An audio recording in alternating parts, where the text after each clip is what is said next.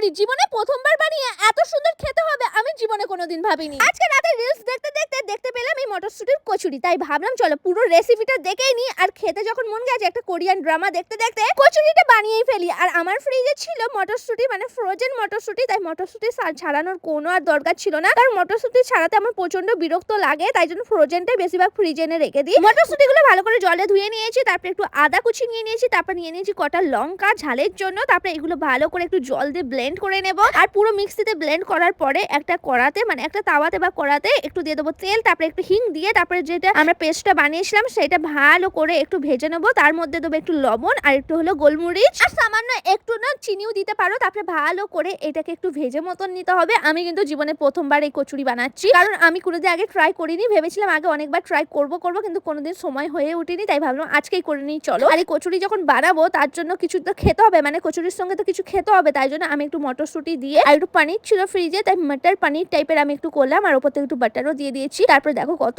সুন্দর হয়েছে, আর খেতে খুবই সুন্দর হয়েছিল। আমি কিন্তু পানির রান্না করতে অনেক সুন্দরভাবে পারি। তো পানিরটা তো পুরো কমপ্লিট হয়ে গেছে। এবার আমার সব থেকে মুশকিলের কাজ সেটা করছি, সেটা হলো আটা মাখা, কারণ আমি আটা ময়দা মাখতে পারি না আর রুটি তো একদমই করতে পারি না, তবু একটু ট্রাই করি এখন। তো যাই হোক, এখন তেলটাও গরম করতে দিয়ে দিয়েছি আর এইদিকে আমি আটাটা ভালো করে মেখে নিয়েছি। এটা তো ময়দা দিয়ে করলে ভালো হয়, কিন্তু আমি ময়দা খেতে পারি না, ময়দা খেলেই প্রচন্ড গা গোলাই আমার। আর আটার জিনিস খেলেও হয়, কিন্তু ময়দাটা খেলে একটু বেশি হয়, তাই জন্য আমি বেশি লুচি পরোটা এসব খেতে চাই না। তো এই দেখো মটরশুটির কচুরির পুরটা ভেতরে দিয়ে ভালো করে ছোট ছোট করে লুচির মতন বেলে ভালো করে তেলে আমি ভেজে নিয়েছি। আর এখন আমাদের পুরিগুলো পুরো রেডি হয়ে গেছে, আর তার সঙ্গে আমাদের পনিরটাও রেডি হয়ে গেছে। কোরিয়ান ড্রামাটা দেখো দেখতে আমার এগুলো করা হয়ে গেল, আর 1.5 ঘন্টা লেগেছে আমার এসবগুলো করতে তো 1.5 ঘন্টা লেগেছে, কিন্তু খেতে 10 মিনিটও লাগবে না, এতক্ষণ দাঁড়িয়ে আমি রান্না করে করলাম। তো যাই হোক, এত সুন্দর খেতে হয়েছিল, মনে হচ্ছিল না আমি প্রথমবার করেছি। আর আমার বর তো আমার এখন হাতের জিনিস সবকিছুই ভালো বলে, কিন্তু আজকে এটা আরো ভালো হয়েছিল বললো।